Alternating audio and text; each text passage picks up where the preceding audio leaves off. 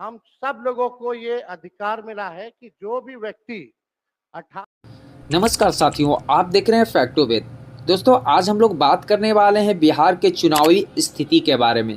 सबसे पहले मैं आपको बता दूं कि आज बिहार विधानसभा बैठक में तेजस्वी यादव ने कुछ ऐसे चीज़ों का खुलासा कर दिया, उसके बाद चाचा जी तिलमिला गए।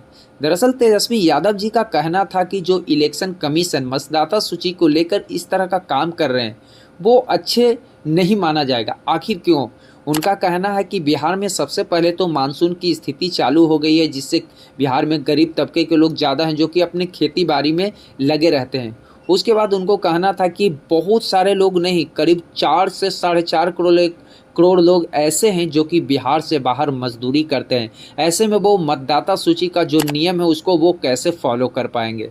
इसके बाद उनका कहना था कि जो 51 लाख मतदाता सूची से जो लिस्ट में नाम काटा गया उसमें सबसे ज़्यादा गरीब तबके के लोग हैं। उन्होंने खुलकर बोला कि मत देने का अधिकार गरीब से गरीब और अमीर से अमीर व्यक्ति का है, लेकिन 51 लाख लोगों में 26 लाख लोगों का वैसे लोगों का नाम काटा गया है जो कि दो जगह पे उनका नाम है। 18 लाख वैसे लोगों का नाम काटा गया है जो कि मृत पाए गए हैं, और 7 लाख वैसे व्यक्ति हैं जो कि अपने बिहार से बाहर जा चुके हैं। और इस तरह के इलेक्शन कमीशन के नियमों से काफ़ी नाखुश दिख रहे हैं तेजस्वी यादव और बिहार के गरीब वर्ग के मजदूर लोग।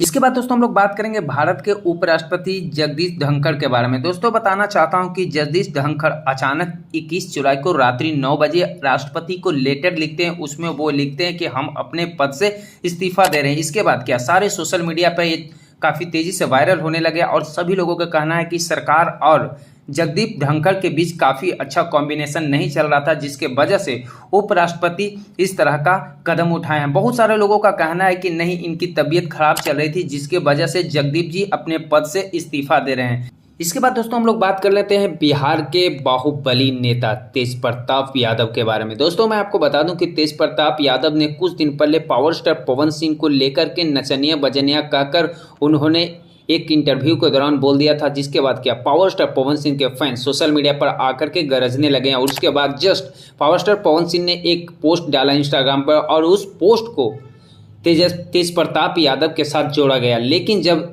हाल ही में तेज प्रताप यादव से एक इंटरव्यू में पूछा गया कि आपको पावर स्टार पवन सिंह इस तरह के पोस्ट डालकर आपसे जोड़े जा रहे थे सारे सोशल मीडिया पर, तो उन्होंने खुलकर बोला कि क्या पावर स्टार पवन सिंह नचनिया बजनिया नहीं है। भाई साहब, पावर स्टार पवन सिंह को तेज प्रताप यादव ने फिर से बोल दिया नचनिया। अच्छा, वो नाचते नहीं हैं? हाँ, उनका 1000 वीडियो डांस करते हुए बजनिया। और उन्होंने खुलकर बोला कि हो सकता है वो चुनाव जीत भी जाए। इस बार उन्होंने कोई भी गलत तरह का टिप्पणी नहीं की। एक बार फिर से तेज प्रताप यादव कंट्रोवर्सी में आने लगे हैं।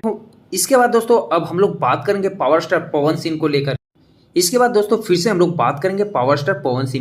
दोस्तों मैं आपको बता दूं कि कुछ दिन पहले पावर स्टार पवन सिंह की टीम और अक्षरा सिंह की एक पोस्ट वायरल हो रहा था, और उस पोस्ट को लेकर के काफ़ी सोशल मीडिया पे कंट्रोवर्सी हो रहा था कि पावर स्टार पवन सिंह की टीम ही गद्दार है।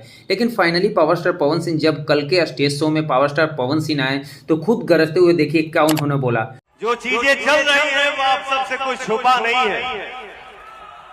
उन्होंने खुला चैलेंज दे दिया अपने टीम को और बोल रहा है कि मुझे किसी से कुछ नहीं कहना, क्या कर रहा है क्या ना कर रहा है। भाई साहब, पावर स्टार पवन सिंह ने खुद अकेले सभी के सामने दहाड़ दिया और सभी लोग सुनते रह गए। भाई साहब, पावर स्टार पवन सिंह ने एक बार फिर से सभी लोगों को दबोच लिया। मैं किसी को जवाब नहीं देता हूँ, कम बोलता हूँ। इसके बाद दोस्तों हम लोग बात कर लेते हैं बॉलीवुड की सबसे चर्चित फिल्म सैयारा के बारे में। दोस्तों मैं आपको बता दूं कि इस फिल्म की जो बॉक्स ऑफिस कलेक्शन है रुकने का तो नाम ही नहीं ले रहा है, और पूरे बॉलीवुड इंडस्ट्री ही नहीं ऑल ओवर वर्ल्ड इस फिल्म की बॉक्स ऑफिस कलेक्शन करें तो बहुत जल्द 200 करोड़ क्लब में शामिल होने वाला है। बॉलीवुड इंडस्ट्री काफ़ी दिनों के बाद एक ऐसा फिल्म दिया है जो पूरे बॉलीवुड इंडस्ट्री में तहलका मचा करके रख दिया। और सबसे बड़ी बात मैं आपको बता दूं कि इनके डायरेक्टर मोहित सूरी जब इस फिल्म को देखने लगे तो खुद इमोशनल हो गए। मैं आपको क्लिप दिखा रहा हूँ।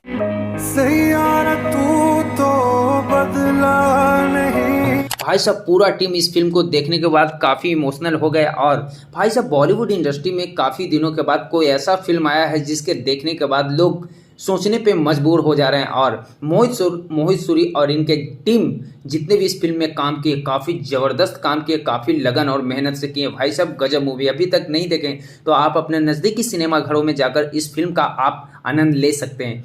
इसके बाद दोस्तों हम लोग करते हैं आज का वायरल इसके बारे में, खुद आप देख लीजिए।